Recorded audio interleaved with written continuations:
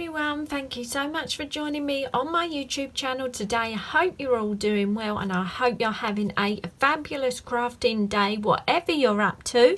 Let me know in that comments box below what you've been up to today. Have you managed to get a bit of crafting in? I'd love to know what you've been making and what you've been up to. If you've recently uploaded a video of a project you're super proud of, I'd love you to tag me. I'll pop over and check it out, as yeah, really enjoying watching everyone's videos at the moment, getting lots of inspiration from you all, and I hope you're enjoying my videos as well, as I'm trying to get back in that swing of uploading little projects for you all. And yeah, just thank you for your continued support to my channel. Today I'm on to share with you my project for Hillary, who is Pink Bubble Cards here on YouTube, for her alphabet challenge. It's alphabet challenge time again, and yeah, really pleased with my project this week. It was a bit of a tricky one. I wasn't sure at all what I was going to make, didn't have a clue what I was going to do, but I just had a play round, and yeah, super pleased with how my projects turned out. So if you're not aware, Hillary is Pink Bubble Cards here on YouTube. I'll link her channel in the description box below, and this is her alphabet challenge that she's been running for a good few years now. And the idea is that every 2 weeks now, Hillary picks out a little alphabet stamp and gives us either a craft product or a prompt to do a little project on. Lots of you will be aware that this year, to challenge myself a little bit further, I'm making a mini album with mini little pages following each product or prompt, just for a bit more of a challenge and something a little bit different. So my little mini album is coming along nicely. We're getting some nice little different pages going into my little album. The last one we did was Z for Zoo, and this time Hillary picked out X, and yeah, that is the dreaded letter, isn't it? X, that comes out of that box. And Hillary gave us the prompt of XOXO, which is hugs and kisses, I take it as. And yeah, this can be quite a tricky project to make, but yeah, like I say, really pleased with how mine turned out. So this is the little page that I've made for today's XOXO theme. Yeah, really enjoyed making this in the end. Like I say, didn't have a clue what I was going to make, but I got my stamps out, got my pens colouring, and the project just came together, and really pleased with the end result. So for my project, I've cut my piece of white cardstock to the size that will fit in my little album, and I found this lovely piece of pink paper in my stash with XO on it. Perfect. Don't know where it came from, but it was in my stash and it was like it was meant to be. So I've matted that in the background, and then I've done my stamped image so it looks like the little boy and girl are standing behind the moon. And how I did this was, I've got this super cute penny black stamp. So what I did was took a piece of my stamping card like so.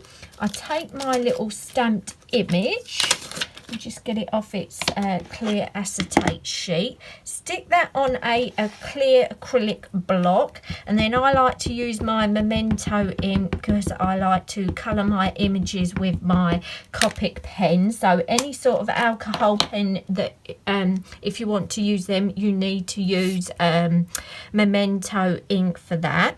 Then I stamped my image onto a lovely piece of stamping card. I like to use sort of high gloss smooth cardstock for my stamping because it takes the Copic pens perfectly.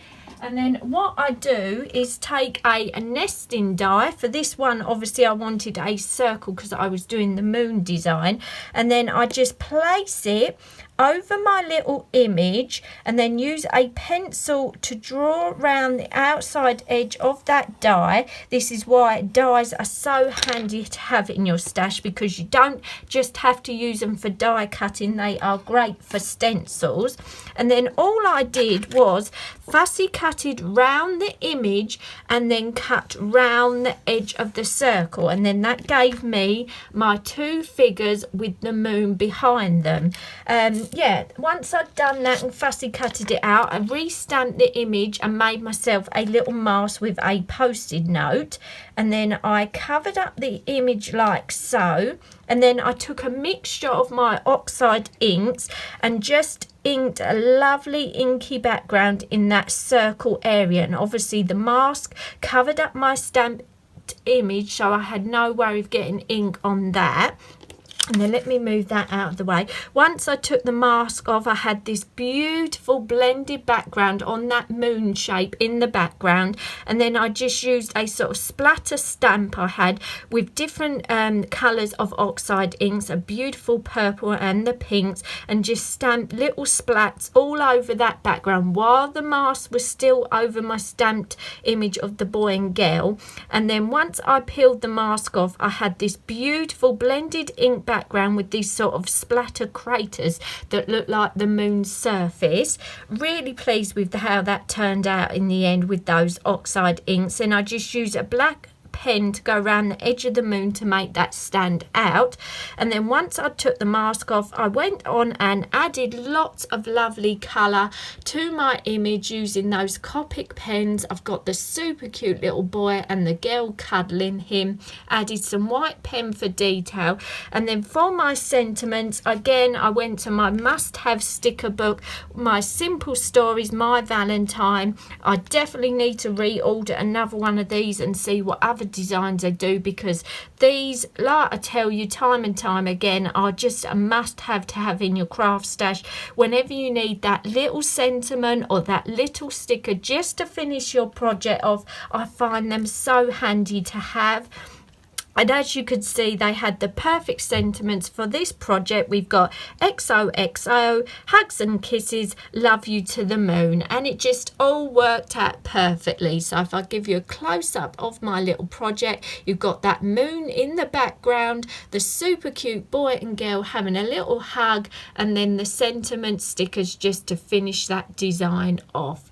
So yeah, like I say, so pleased with how this turned out. Really enjoyed the process of doing the inking and the colouring of my image. Hope this has inspired you to look at your stamped images and think of different ways that you can use them, not just to stamp them on a square piece of card or fussy cut them out. Think of different ways you can incorporate shapes with your stamped images.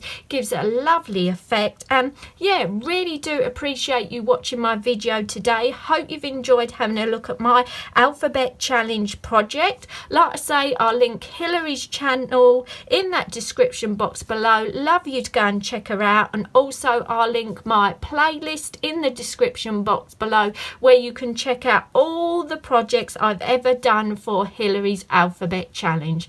Hope you have a fabulous day whatever you're doing. Hope to see you all again soon. Bye for now.